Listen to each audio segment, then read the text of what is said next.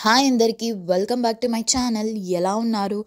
బాగున్నారా? సో ఇవాళ అయితే ఇంకో కొత్త వీడియోతోటి మీ ముందుకు వచ్చేసాను. అండ్ ఈ వీడియో అయితే ఎడ్యుకేషనల్ వీడియో కాదండి. నేను రీసెంట్గా వచ్చేసి ట్రిప్కి వెళ్ళాను. ఆ ట్రిప్ గురించి అండ్ అక్కడ విషయాల గురించి మీ అందరితో షేర్ చేసుకుంటున్నాను. అండ్ కొంచెం వాయిస్ ఇలా అయిందని ఏం అనుకోకండి, థ్రోట్ ఇన్ఫెక్షన్ అయింది. అండ్ ఈ వీడియో కూడా కొంచెం ఇన్ఫర్మేటివ్గానే ఉంటుంది, ఎందుకంటే నేను అక్కడ విషయాలన్నీ మీతో షేర్ చేసుకుంటున్నాను. అండ్ అంతేకాకుండా ప్లేసెస్ చూపించడంతో పాటు అక్కడ నేను ఎలా ప్లాన్ చేసుకున్నాను అండ్ బడ్జెట్ వైజ్ ఎంత అయింది, మీరు ముందుగా ఎలా ప్లాన్ చేసుకోవాలి ఈ ప్లేస్కి అన్న అన్ని విషయాలు మీతో షేర్ చేసుకుంటాను. సో వీడియో అయితే స్కిప్ చేయకుండా లాస్ట్ వరకు చూడండి. ఫస్ట్ అయితే నేను అనుకున్నాను ఈ వీడియో అంతా అవసరం పడదు, ఎందుకంటే చాలా ట్రావెల్ వ్లాగ్స్ ఉన్నాయి యూట్యూబ్లో. సో అలాంటప్పుడు వచ్చేసి నేను ఎందుకు వీడియో షూట్ చేసి మీతో షేర్ చేసుకోవాలి అని అనుకున్నాను. కానీ నేను వెళ్ళిన ప్లేస్ అయితే పాల్మా ది మలార్కో అండి. ఇది వచ్చేసి స్పెయిన్లో ఒక ఐలాండ్. ఈ ఐలాండ్కి వెళ్ళేక ముందు నేను కూడా కొన్ని యూట్యూబ్ వీడియోస్ అన్నీ చూశాను ఇన్ఫర్మేషన్ కోసం, ప్లేసెస్ ఎలా చూడాలి అండ్ అక్కడ ఎలా ఉంటుంది అని చెప్పేసి. ఫస్ట్ టైం ఒక కొత్త ప్లేస్కి వెళ్ళినప్పుడు ముందుగా వచ్చేసి కొంచెం రీసెర్చ్ చేసి పెట్టుకుంటాం కదా. సో అలా నేను చూసినప్పుడు అయితే యూట్యూబ్లో ఎక్కడ అంత క్లియర్గా ఇన్ఫర్మేషన్ లేకుండే. సో ఆ రీజన్ తోటి నా ఎక్స్పీరియన్స్ మీతో షేర్ చేసుకుందామని వీడియో చేస్తున్నాను.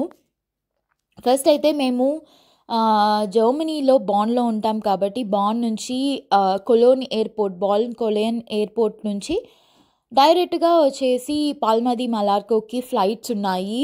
2 hours పడుతుంది, 2 hours 20 minutes. సో ఇది మేము వచ్చేసి ఒక 1 month ముందు బుక్ చేసుకున్నాము.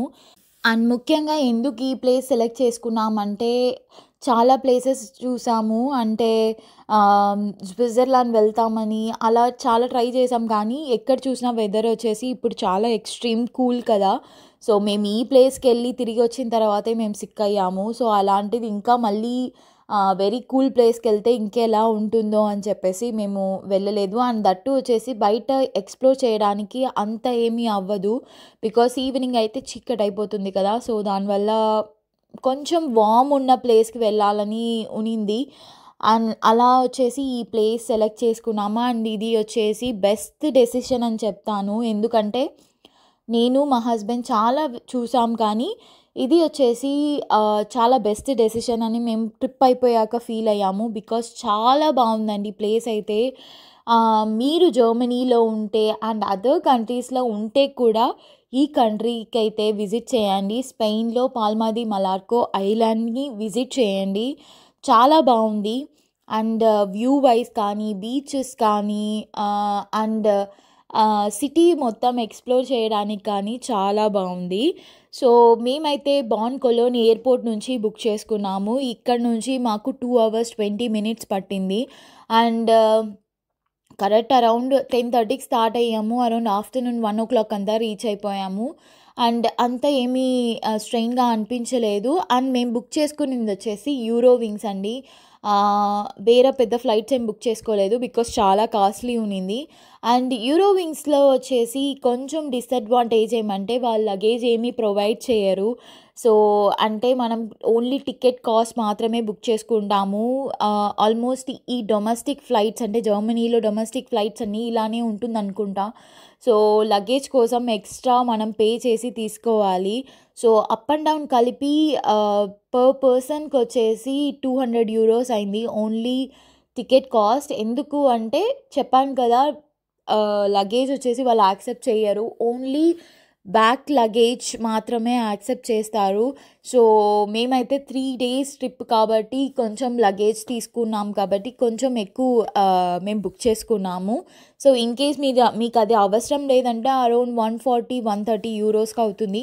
మేము 1 month ముందే బుక్ చేసాము, బట్ స్టిల్ వచ్చి రీచ్ అయిపోయిన అనే చెప్పాలి. ఫస్ట్ ఇంప్రెషన్ అయితే ఎక్కడ చూసినా పాల్మా ట్రీస్ ఉన్నిందండి, చాలా బాగుంది అది చూడగానే. అండ్ నాకైతే ఫుల్ ఇండియా వైబ్ వచ్చింది, ఎందుకంటే వెదర్ ప్లస్ వచ్చేసి అంత ఏమీ అబ్రాడ్ కంట్రీ లాగా తెలియలేదు, చాలా బాగుంది. అండ్ మేము బుక్ చేసుకున్న హోటల్ అయితే 15 kilometers ఉన్నింది ఎయిర్పోర్ట్ ఎయిర్పోర్ట్ నుంచి. సో క్యాబ్ చూస్తామా అని ఆలోచిస్తుండే, బట్ బస్సెస్ అయితే చాలా ఫ్రీక్వెంట్గా ఉందండి. చాలా మంచిగా అనిపించింది. మేము ఎంటైర్ ట్రిప్లో వచ్చేసి ఒక్కసారి మాత్రమే క్యాబ్ తీసుకున్నాము, మిగిలింది మొత్తం వచ్చేసి బస్సెసే. నేను ఆ డీటెయిల్స్ కూడా మీకు చెప్తాను. ఎయిర్పోర్ట్ నుంచి బయటకు రాగానే ఆపోజిట్లోనే బస్ స్టాప్ ఉంటుంది. అక్కడ 2 బస్సెస్ ఆపుతారు, A1 A2 అని. A1 వచ్చేసి ఒక సైడ్ ఆఫ్ పాల్మా అంటే బీచెస్ వ్యూ కన్నీ వచ్చేసి A1 బస్ వెళ్తుంది, అండ్ A2 బస్ వచ్చేసి సిటీ లోపలికి వెళ్తుంది. సో ఇది వచ్చేసి మీరు బుక్ చేసుకున్న హోటల్ని బేస్ చేసుకొని A1 A2 అనేది చూసుకోండి. అండ్ మేము బుక్ చేసుకున్న హోటల్కి కరెక్ట్గా €5 పర్ పర్సన్కి. మీరు ఎక్కడికన్నా వెళ్తే కూడా €5 అనుకోండి ఆ ఎయిర్పోర్ట్ నుంచి. సో అండ్ దీన్ని వచ్చేసి మీరు పర్చేస్ చేసుకోవాలంటే EMT యాప్ నుంచి కూడా చేసుకోవచ్చు, లేదంటే బస్లోనే టికెట్ తీసుకోవచ్చు. మాకు చాలా కన్ఫ్యూజన్ ఉన్నింది ఈ బస్సెస్ ఎలా వాడాలి అండ్ మేము ఎలా టికెట్ తీసుకోవాలి అని చెప్పేసి, బట్ చాలా బాగుంది అక్కడికి వెళ్ళిన తర్వాత, మేము ఎక్స్ప్లోర్ చేసిన తర్వాత. అండ్ ఇదే అండి మేము బుక్ చేసుకున్న హోటలు. మేమైతే 5 స్టార్ హోటల్ బుక్ చేసుకున్నాము, అండ్ దట్టు మాకైతే బీచ్ ఆపోజిట్ కావాలని చెప్పేసి బుక్ చేసుకున్నాము. బికాస్ ఐ ఆమ్ లిటరలీ వచ్చేసి డెస్పరేట్లో ఉండే నాకు బీచ్ వ్యూ కావాలని. ఎందుకంటే చాలా మిస్ అవుతుండే. నాకైతే బీచెస్ చాలా ఇష్టము. చెన్నైలో ఎక్కువ విజిట్ చేశాను బీచెస్కి, ఇప్పుడైతే రీసెంట్ టైమ్స్లో చాలా తక్కువ. సో ఈ బీచ్ వ్యూ కోసమే హోటల్ బుక్ చేసుకున్నాము. అండ్ నేను నెక్స్ట్ వీడియోలో వచ్చేసి హోటల్ వ్లాగ్ చేస్తాను ఎలా ఉంది అని. చాలా బాగుంది హోటల్ కూడా. అండ్ అక్కడ నుంచి మేము రీచ్ అయిపోయిన తర్వాత కొంతసేపు రిలాక్స్ అయిపోయి అరౌండ్ 5 అంతా బయటకు వచ్చి సిటీకి వచ్చాము.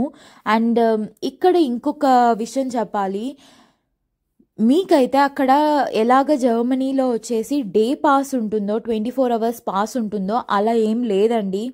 ఈ బస్సెస్ యాక్సెసిబుల్ చేయడానికి EMT యాప్లో అయినా కానీ నియర్ బై మిషన్లో వచ్చేసి మనం టికెట్ తీసుకోవచ్చు. ఎలా అంటే మనం €15 పే చేసామంటే 10 ట్రిప్స్కి వచ్చేసి ఆ కార్డ్లో స్వైప్ చేయొచ్చు. అంటే మనకి €5 అనేది వర్త్ వస్తుంది.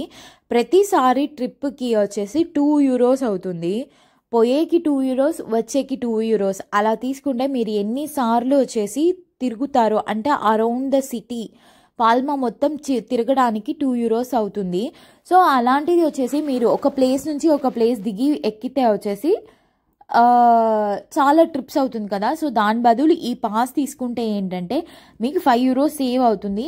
అండ్ 10 ట్రిప్స్ వచ్చేసి మీరు తిరగచ్చు €15 పే చేసి. సో ఇది మంచిగా అనిపించింది, మేము తీసుకున్నాము. అండ్ ఇది ఎక్కడ తీసుకోవాలంటే మీకు సిటీలోనే వచ్చేసి అక్కడక్కడ కొన్ని బస్ స్టాప్స్లో వచ్చేసి ఈ మిషన్ ఉంటుంది, EMT మిషన్ వచ్చేసి ఉంటుంది, అందులో తీసుకోవచ్చు. బట్ ఇంకొక డిసడ్వాంటేజ్ ఏంటంటే జర్మనీలో వచ్చేసి €58 డాయిచ్లాండ్ టికెట్ తీసుకుంటే ఎవరైనా తీసుకోవచ్చు. వాళ్ళు వచ్చేసి ఆల్ ఓవర్ జర్మనీ తిరగచ్చు అని ఉన్నింది.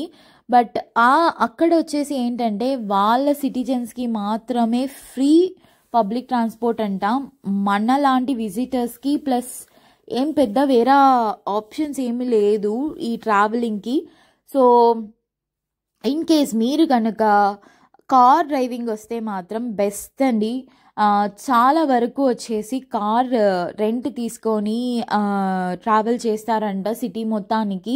సో మీకు కనుక కార్ డ్రైవింగ్ వస్తే మాత్రం కార్ బెస్ట్. ఎందుకంటే ఆ డిసడ్వాంటేజెస్ కూడా ఉంది బస్లో ట్రావెల్ చేయడానికి. బికాస్ మేము కొన్ని ప్లేసెస్ చూడలేకపోయాము, ఎందుకంటే కొన్ని వచ్చేసి సిటీ అవుట్స్కట్స్లో ఉంది, దానికి వచ్చేసి బస్ యాక్సెసిబిలిటీ అంత లేదు. సో మేమైతే ఫస్ట్ టైం విజిట్ చేసాం కాబట్టి రిస్క్ తీసుకోలేదు. అలాగా ట్రావెల్ చేసి వాక్ చేసి అలా చేయడానికి మేము సిటీలోనే ఎక్స్ప్లోర్ చేసి కొన్ని బీచెస్ చూడడానికే మాకు కరెక్ట్గా ఉన్నింది టైము. 3 days ట్రిప్పే కాబట్టి. సో మేము ఈవినింగ్ అయితే ఈ క్యాథడ్రల్ విజిట్ చేసాము. ఈ క్యాథడ్రల్ అయితే చాలా బాగుంది, పక్కనే బీచ్ వ్యూ అండ్ ఈ ఏషియన్ క్యాథడ్రల్ అనుకుంటా, అండ్ ఎక్స్ట్రాడినరీగా ఉంది. అండ్ ఇంకొక డిసడ్వాంటేజ్ ఏంటంటే ఇక్కడ టైమింగ్స్ అన్నీ చాలా డిఫరెంట్గా ఉందండి కంపేర్ టు జర్మనీ. సో ఈ క్యాథడ్రల్ అయితే మేము విజిట్ చేయలేకపోయాము. లాస్ట్ డే ఇంకా 3 అవర్స్లో ఫ్లైట్ ఉన్నప్పుడు ఈ క్యాథడ్రల్ లోపలికి వెళ్ళాము. ఎందుకంటే ఈ క్యాథడ్రల్ వచ్చేసి Sunday close, Saturday close, plus వచ్చేసి అప్ టు 3:30 వరకే ఓపెన్, 3:30 తర్వాత క్లోజు, 10 to 3:30 మాత్రమే ఓపెన్. సో ఈ టైమింగ్స్ ప్లస్ మేము వచ్చేసి కొన్ని సిటీ నుంచి దూరంగా ప్లాన్ చేసుకున్నాం కాబట్టి అది విజిట్ చేసి తిరిగి వచ్చే లోపల ఈ క్యాథడ్రల్ క్లోజ్ చేసేస్తున్నారు. సో ప్రతిరోజు వచ్చేసి క్యాథడ్రల్ మిస్ చేస్తూనే ఉండే. బట్ లాస్ట్ డే వచ్చేసి చూసాము. అది కూడా వచ్చేసి పెద్ద స్టోరీ అండి, నేను చూడలేదు, మా హస్బెండ్ మాత్రమే చూశారు. అది ఇంకా అప్కమింగ్ వీడియోస్లో చెప్తాను. సో క్యాథడ్రల్ అయితే ఎక్స్ట్రాడినరీగా ఉన్నింది. బట్ చుట్టూ బీచ్, మధ్యలో క్యాథడ్రల్ అంటే ఎలా ఉంటుంది చెప్పండి. అండ్ వ్యూ కూడా చాలా బాగుంది. ఈ క్యాథడ్రల్ అయితే వచ్చేసి 1229లో స్టార్ట్ చేశారంట. When King James I of Aragon conquered Majorca from the Moors అంట. ఇది ఏం మనకు అర్థం కాదనుకోండి. బట్ వచ్చేసి మెయిన్ హిస్టరీ ఏంటంటే ఈ క్యాథడ్రల్ కన్స్ట్రక్ట్ చేయడానికి ఆల్మోస్ట్ 400 years పట్టిందంట. అండ్ దీన్ని వచ్చేసి సమ్ జనరేషన్స్ కన్స్ట్రక్ట్ చేశారని మాత్రం చెప్తుంది. నిజంగానే ఆ వర్క్ చూస్తే అలానే ఉందండి. ఆర్కిటెక్చర్ వైజ్ వచ్చేసి చాలా బాగుంది. అండ్ ఇది వచ్చేసి మెయిన్ ఐకాన్ అనే చెప్పచ్చు ఈ ఐలాండ్కి. ఎందుకంటే దూరం నుంచి చూసినప్పుడు ఇది బీచ్కి దగ్గరలో ఉండే వల్ల చాలా అంటే అదొక డిఫరెంట్ ఫీల్ వస్తుందండి ఈ బీచ్ పక్కన నిల్చుకొని చూసినప్పుడు. సో మ్యాజిక్ అయితే ఉందండి ఇది చూసినప్పుడు. సో మేమైతే ఇక్కడ కొంచెం సేపు టైం స్పెండ్ చేసాము. ఈవినింగ్ అయ్యేసరికి కొంచెం చల్లగా ఉంటుంది. ఆఫ్టర్నూన్ టైంలో వచ్చేసి వామ్గా తెలుస్తుంది, కానీ ఈవినింగ్ అవ్వంగా వచ్చేసి చాలా చల్లగా అనిపిస్తుంది. విండ్ కదా, బీచ్ పక్కన ఉండే వల్ల. సో వచ్చేసి చలి పెడుతుంది. సో మేమైతే ఇక్కడ కొంచెం సేపు టైం స్పెండ్ చేసి మళ్ళీ సిటీకి వెళ్ళాము. పక్కనే వచ్చేసి కొంచెం సిటీ ఎక్స్ప్లోర్ చేయొచ్చు. అక్కడ కొంచెం తిరిగేసి ఆ తర్వాత డిన్నర్ చేసుకొని రిటర్న్ రూమ్కి అయితే వచ్చేసాము. డిన్నర్కి అయితే ఒక హోటల్కి వెళ్ళాము. అదేంటో కానీ వచ్చేసి ఇక్కడ హోటల్ ఫైండ్ అవుట్ చేసేది చాలా కష్టంగా ఉన్నింది. ఎందుకంటే మేము కొన్ని హోటల్స్ రైల్గా ఈ సర్కిల్లోనే మేము ఆల్మోస్ట్ వచ్చేసి 2 times రౌండ్ చేసామండి. మ్యాప్ ఏమో పక్కనే అని చూపిస్తుంది, బట్ హోటల్ అయితే ఫైండ్ అవుట్ చేయడానికి అవ్వలేదు. సో తీరా మాకు ఓపిక అయిపోయింది, ఇది అవ్వదు అని చెప్పేసి కనిపించిన హోటల్కి వెళ్ళిపోయాము. మేమైతే కొన్ని లిస్ట్ ఆఫ్ ఐటమ్స్ తినాలనుకున్నాం, కానీ మేమేమి ట్రై చేయలేదు పెద్దగా. సో నార్మల్ ఫుడ్ వచ్చేసి తీసుకున్నాము. ఆర్డర్ అడిగితే వాళ్ళు ఈ కుండలో ఇచ్చారు, బాగుంది. అండ్ ఈ హోటల్కి వచ్చిన తర్వాత అక్కడ అబ్జర్వ్ చేసింది ఏంటంటే మటన్ అండి. మటన్ వచ్చేసి లెగ్ పీస్ మొత్తం వచ్చేసి అలానే హ్యాంగ్ చేసేసిన్నారు. అండ్ మేమైతే ఎందుకు మటన్ ఆర్డర్ పెట్టామనిపించింది. ఇది వచ్చేసి స్పూన్తో తినాలంటే ఎలా తినాలో కూడా నాకు తెలియలేదు. మేము ట్రై చేసి ఆక్వర్డ్గా ఫీల్ అయిపోయాము. బికాస్ మనం మటన్ వచ్చేసి బోన్స్ని పీక్కొని తింటాం కదా, అలాంటిది వచ్చేసి అక్కడ స్పూన్తో ఎలా తినాలో తెలియదు. సో 1-2 pieces తినేసి మిగిలింది ప్యాక్ చేసుకొని రూమ్కి వచ్చి తిన్నాము శుభ్రంగా. సో ఇది ఇండియన్ థింగ్స్ అనుకోండి, వదిలే ప్రసక్తే లేదు. అండ్ ఇంకా ఇంట్రెస్టింగ్ విషయాలు ఏంటంటే ఇక్కడ కూడా కొందరు ఇండియన్స్ ఉన్నారండి. వాళ్ళు తెలుగు లేకపోతే వచ్చేసి ఇక్కడ ఉంటున్నారా అని చెప్పేసి నాకు తెలియట్లేదు, కానీ కొన్ని ఇండియన్ షాప్స్ కూడా ఉన్నాయి. సో అది నాకు చాలా సర్ప్రైజింగ్గా అనిపించింది. ఏంటో తెలీదు ఇక్కడ వచ్చేసి ఎలా ఉంటున్నారు. ఒక్కోసారి నాకే అనిపిస్తుంది జర్మనీలో నేను ఎలా ఉంటున్నాను ఇండియాను వదిలేసి అన్న ఫీలింగ్లో ఉంటాను. అలాంటిది ఇది వచ్చేసి ఒక చిన్న ఐలాండ్, ఇక్కడ పాపులేషన్ తక్కువ, ఎలా ఉంటారు మీరు ఇక్కడ అని చాలా డౌట్స్ వచ్చింది. బట్ వచ్చేసి బాగుంది. సో కొంచెం సేపు తిరిగేసి ఆ తర్వాత ఇంకా రూమ్కి అయితే వెళ్ళిపోయాము. సో మీకు ఈ వీడియో నచ్చిందనే అనుకుంటున్నాను. సో నా వ్లాగ్ మీకు నచ్చితే మాత్రం ఒక లైక్ చేసి షేర్ చేసి సబ్స్క్రైబ్ చేసుకోండి. మీకు ఏదైనా డౌట్స్ ఉందంటే మాత్రం కమెంట్ చేయండి. అండ్ నేను నెక్స్ట్ వీడియోలో వచ్చేసి కొన్ని ఎక్స్పీరియన్స్ అయితే షేర్ చేసుకుంటాను. ఎందుకంటే ఈ వీడియో మీకు ఇన్ఫర్మేషన్తో పాటు నాకు మెమరీగా ఉండాలని నేను ఇది షూట్ చేసుకున్నాను. సో మీకు ఈ వీడియో నచ్చుతుందని అనుకుంటున్నాను. అండ్ నెక్స్ట్ వీడియోలో మేము ఇంకా నెక్స్ట్ 3 days ఎలా స్పెండ్ చేసాము అండ్ మేమేం అడ్వెంచరస్గా ఏమేమి చేసామో మీతో కూడా షేర్ చేసుకుంటాను. So thank you for watching.